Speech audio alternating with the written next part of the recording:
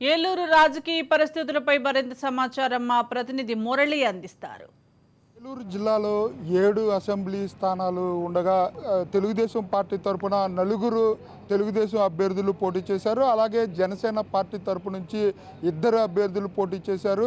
BJP party తరపు నుంచి 1 అభ్యర్థి పోటీ చేశారు. 7 స్థానాలు ఉండగా 7 స్థానాల్లో కూడా ఎన్డీఏ కూటమి అభ్యర్థులు అయితే విజయఢంకా మోగించారని చెప్పుకోవచ్చు.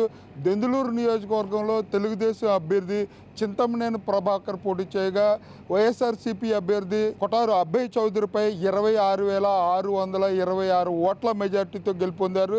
అలాగే ఏలూరు నియోజకవర్గానికి సంబంధించి తెలుగుదేశం పార్టీ అభ్యర్థి బడేటి రాధాకృష్ణయ్య చంటి అయితే 62,388 ఓట్ల మెజారిటీతో వైఎస్ఆర్సీపీ పార్టీ అభ్యర్థి ఆళ్ల కాళీకృష్ణ శ్రీనివాస్పై అయితే ఘన విజయం సాధించారని చెప్పుకోవచ్చు.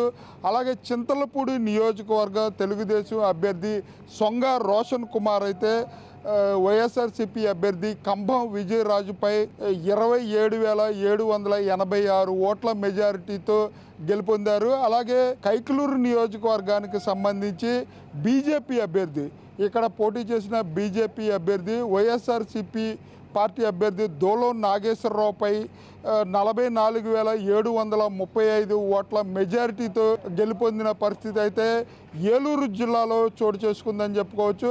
ఏలూరు పార్లమెంటు తెలుగుదేశం అభ్యర్థి పుట్ట మహేష్ యాదవ్ 1,78,000 ఓట్ల మెజారిటీతో ఎంపీ అభ్యర్థిగా కారుమూరి సునీల్ యాదవ్పై అయితే గెలుపొందారు.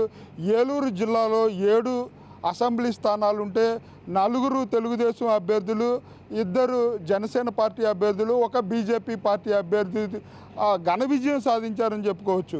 కెమెరా పర్సన్ రమణతో మురళీ రాజ్ న్యూస్, ఏలూరు జిల్లా నుంచి.